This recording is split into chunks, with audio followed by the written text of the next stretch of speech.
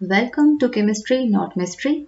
You can also visit my website chemistrynotmystery.com. In this video, we are going to learn about alkyl halide.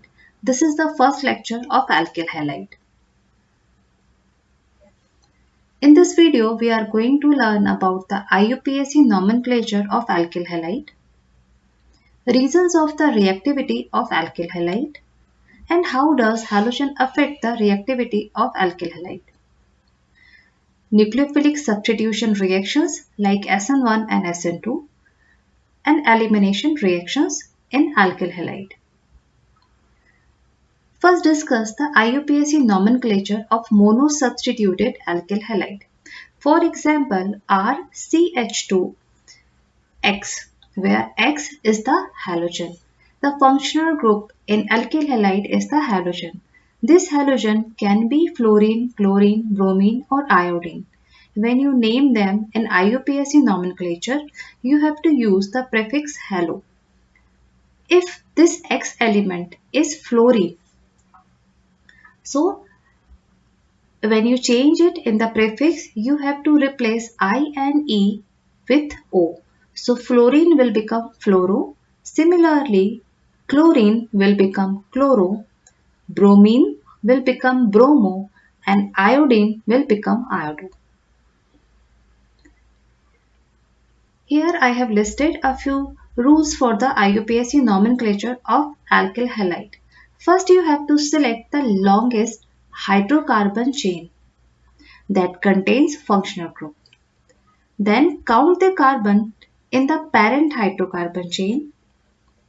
Then identify alkyl substituent if is there any. Then number the carbons in the parent hydrocarbon chain in a direction so that the functional group gets the lowest number. So let's practice a few examples based on these rules. For example, here in the first molecule CH3CHF first you have to select the longest carbon chain. This will be the longest carbon chain. It is 3 carbon long. So the parent will be propane. Now we have to number this carbon chain. So you can number in either direction because in both the cases fluorine will get 2. So now you have to use the prefix for fluorine, so it will become fluoro. Since it is bonded with the second carbon, so it will be 2-fluoro and the parent chain contains 3 carbons, so the parent name will be propane. So the complete name of this molecule will become 2-fluoropropane. Similarly, you can name the second molecule. First you have to select the longest carbon chain that contains Cl functional group. So we can select this carbon chain. It contains chlorine. Now identify the alkyl substituent. This is the alkyl substituent. This is methyl.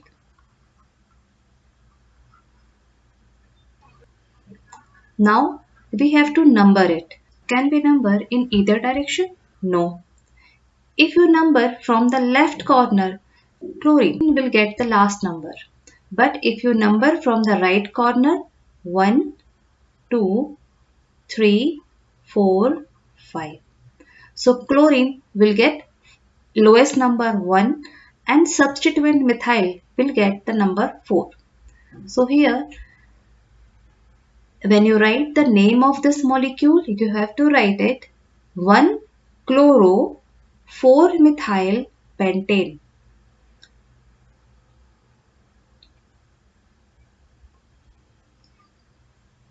Alkyl halide is also known as haloalkanes. Here the alpha carbon to which halogen functional group is directly bonded to is sp3 hybridized and has tetrahedral geometry.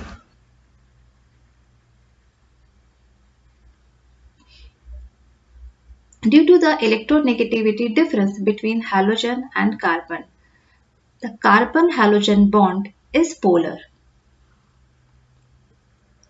And that's why alkyl halides are more reactive while the alkanes are least reactive. So how does halogen affect the reactivity of alkyl halide?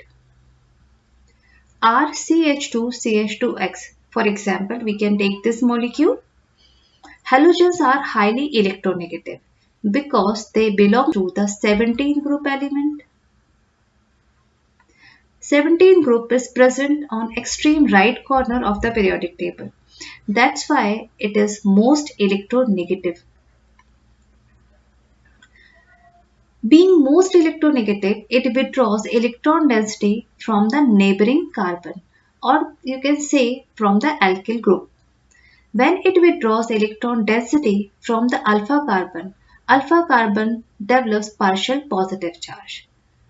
And now it becomes the center of reactivity because any nucleophile can attack to alpha carbon which is partially positive and force the halogen to leave the molecule. Thus, nucleophilic substitution reaction may take place. So let's see how does halogen leave the molecule. Either it can leave alone or along with a beta hydrogen. We are going to discuss each of the cases separately.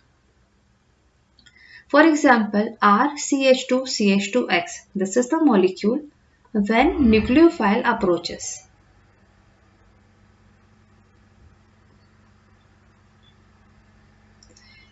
It forced the halogen to leave the molecule with its bonding pair of electron and it forms RCH2CH2 nucleophile plus X minus.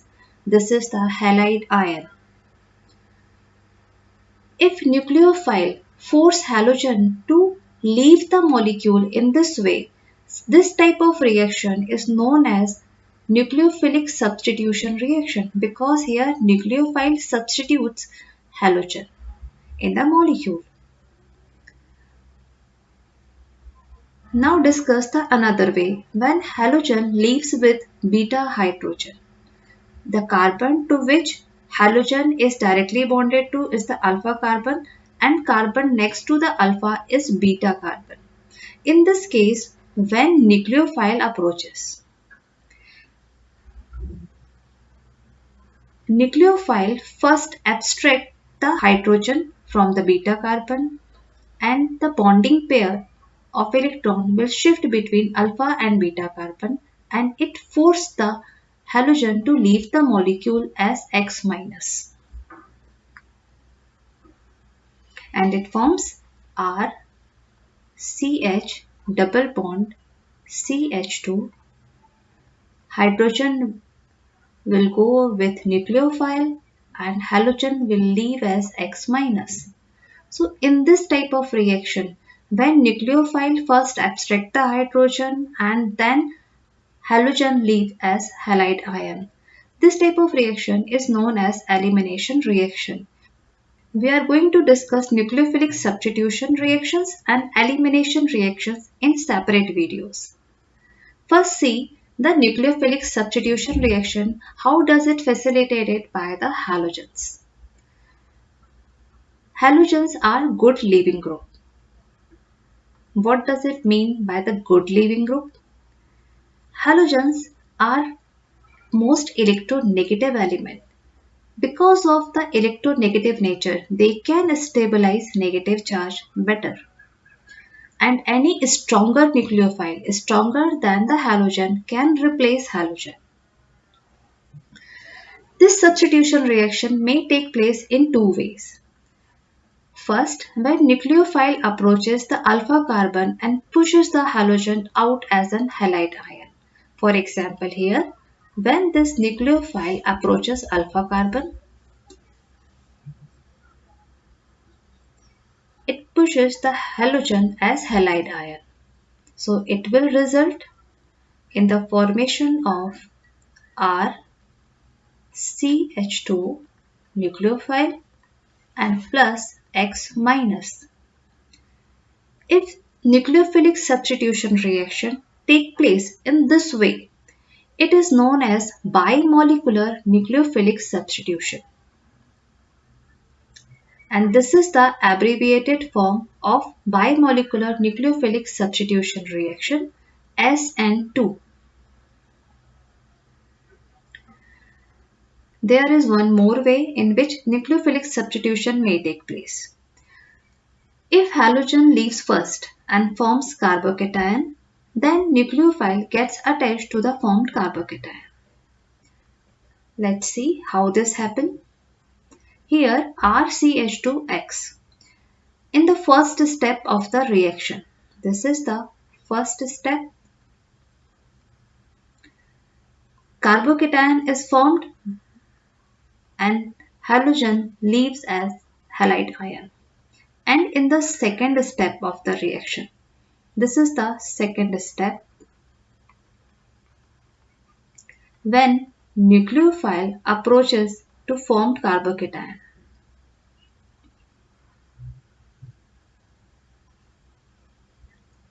And it results in the formation of CH2 and U. The same molecule will result by this mechanism also. But if this nucleophilic substitution takes place via this method, it is known as unimolecular substitution reaction, or the abbreviated form of this reaction is SN1. We are going to discuss SN1 and SN2 reaction in the next video. Now come to the elimination reaction. In elimination reaction, halogen eliminated along with the one of hydrogen from beta carbon. And it results in the formation of alkene. For example, here, when nucleophile approaches, it first abstracts the hydrogen from the beta carbon. This is the beta carbon and this is the alpha carbon. Now, this bonding electron shifts between the alpha and beta carbon, and this forces the halogen to leave the molecule as halide ion, and it results in the formation of R CH double bond CH2 plus nucleophile go with the hydrogen and halogen leaves as halide ion. This results in the formation of alkene. This type of reaction is known as elimination reaction. In the next video, we are going to discuss nucleophilic substitution bimolecular, that means SN2 reaction. And if you have any doubt, you can post them in the comment box. So don't forget to like and share this video. Please subscribe to the channel and press the bell icon to get a notification. You can also join my Telegram channel or follow Chemistry Not Mystery on Twitter or Instagram. Thanks for watching.